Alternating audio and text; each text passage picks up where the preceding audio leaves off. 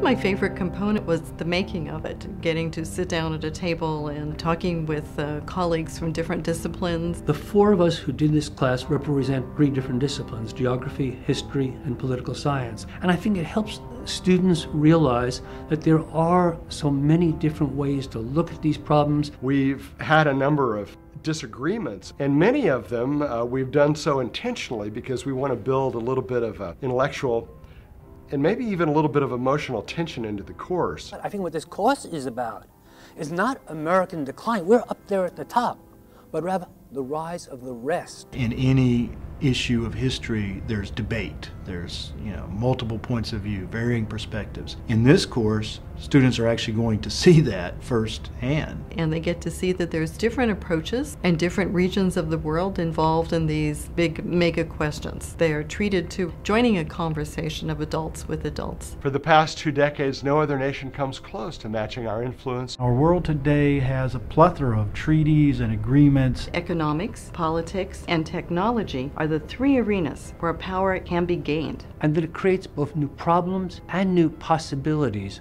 for decision makers. What we're doing is kind of cutting edge stuff in online learning, and that's partly why it's exciting to be part of this particular project. The RSS feeds, I think, are great. They're a way to keep very, very much up to date on the subjects of the feeds. They'll be in tune to these constant changes underway. It's a wonderfully inventive thing for students, instead of a term paper, are going to put something on Wikipedia that they'll not only share among themselves, but they'll share with the world. And they'll open themselves up to criticism from anybody who wants to read it. I think that is the ideal assignment for a class of this nature. Something that will be published, in effect, and people will have access to it from a much broader arena. People participate in chat rooms. They don't have to worry about how they look. They can be sitting at home at the kitchen table in their pajamas and drinking coffee, and they're able to unload and be perfectly natural as they work through these issues. There are so many different ways that students can learn about the subjects we're talking about. One of the things that was really fun to do was the case study. In my case, they go to Shanghai and they go to New Delhi and they talk to people and they visit different parks. To be a researcher, this is similar to what you would do on a trip. I would have to say especially the case study on the Russian-Georgia conflict, because that's something that I think it took a lot of people by surprise when that conflict erupted in August of 2008. I had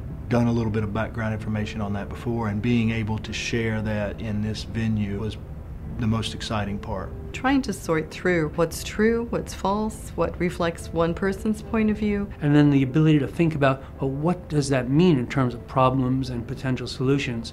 Right now, I would say in terms of understanding our world, it is vitally important to understand the changing global environment. The collaborative experience of working with other professors, another historian, political scientist, and a geographer. I mean, it's been a tremendous learning experience. I think they get a set of tools, of questions, and hopefully a bit of intellectual curiosity that can carry on well beyond the confines of this one semester class.